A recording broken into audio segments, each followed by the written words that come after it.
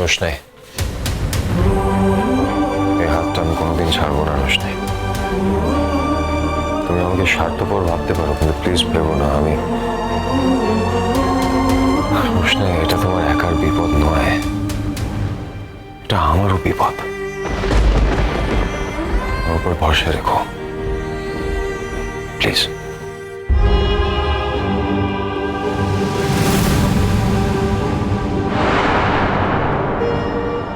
এদিকে সব কাজ শেষ হয়ে গেছে, এবার আমরা ফিরবো তো? হ্যাঁ আঙ্কেল, এখন ফেরার সময়, বাড়ি ফিরতে হবে। আচ্ছা, রোশনাই কোথায় যাচ্ছে? আমার সঙ্গে, আমাদের বাড়িতে। রোশনাই চাইলে আমার বাড়িতেও থাকতে পারে। আপনার কি সত্যি সেটা মনে হয় আঙ্কেল? যে মা তার মেয়েকে খুন করার চেষ্টা করেছে, সেই মার কাছে কি ও সেফ থাকবে? তোমার কথাটা ফেলে দেওয়া যায় না, কিন্তু রোশনাইকে তোমার বাড়িতে নিয়ে গেলে যদি খুব অশান্তি হয়, তাহলে আমার বাড়িটার কথা মাথায় রেখো। আফটার অল বাড়িতে আমি থাকবো, সেফটির ব্যাপারে দায় আমার। অশান্তি হওয়ার কোনো চান্স নেই, আর যদি অশান্তি হয় তাহলে অশান্তি হবে। আমি আপনাকে বলছি আঙ্কেল, একটা পিসফুল এনভায়রনমেন্ট বজায় রাখার দায়িত্ব আমার। ইটস ওকে, ফাইন, কিন্তু তবু বলা রইল বাড়িটা কিন্তু এখনো আমার নামেই আছে। আঙ্কেল, আপনি যে এত কিছু ভেবেছেন ওর জন্য, তার জন্য থ্যাংক ইউ। ট্রাস্ট মি, আমি সবটা ম্যানেজ করতে পারবো। রোশনাই, এরকম পাথর হয়ে থাকলে চলবে না, কথা বলো মা, কিছু বলো। আমার আর কথা বলতে ইচ্ছে করছে না।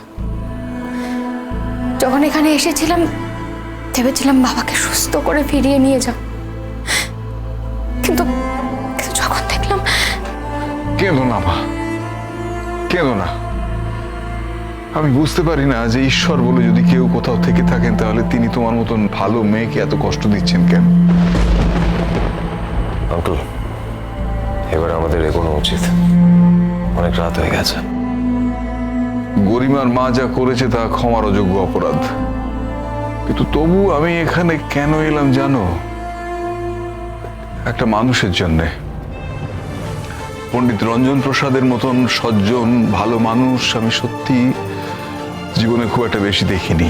ওর সঙ্গে আমার পরিচয় খুব অল্প দিনের, সামান্য কথার বিনিময়, কিন্তু তবু যখনই কথা বলেছি, যখনই কাছে এসেছি, মনটা শান্ত হয়ে গেছে। বিজ্ঞান যাকে বলে এনার্জি, সেটা ওর মধ্যে ছিল। রোশনাই, এসো। যাও মা, যাও।